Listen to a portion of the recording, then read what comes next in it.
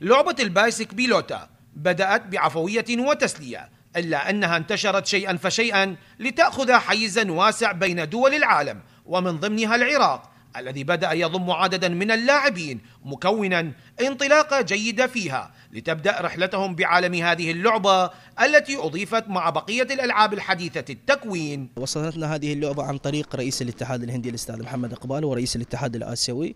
وفق علاقاتنا الدولية قدرنا أنه نحتضن هذه الرياضة بعد الاطلاع عليها.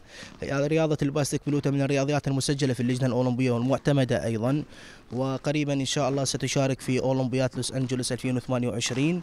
وهذه الرياضة بدأت تتسع في العراق وبدأ الإقبال عليها من الجانبين الذكر والأنثى، والحمد لله والشكر. لدينا قاعدة لا بأس بها اليوم في جانب الكرخ وفي جانب الرصافة وببقية المحافظات.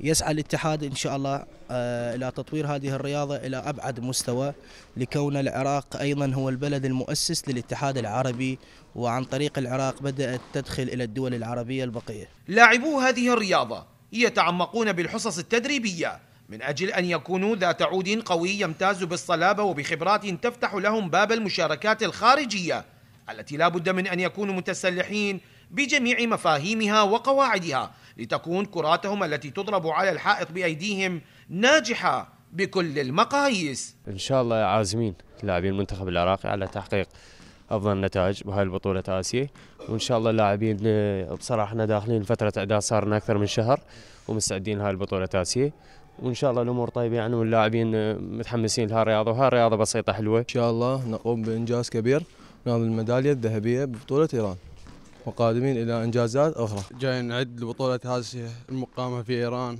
في العاصمة طهران، يعني تقريبا صار 25 يوم، ونشكر أعضاء الاتحاد ونشكر رئيس الاتحاد. سعي مستمر لا ينقطع ومثابرة عالية من قبل القائمين على البايسك منذ البدء ليحصدوا ثمرة النجاح بعملهم الذي لا بد من مراعاته بكل الأوقات لخلق لاعبين كفؤين ينالوا العلا. زيد غالب، العراقية الرياضية، بغداد.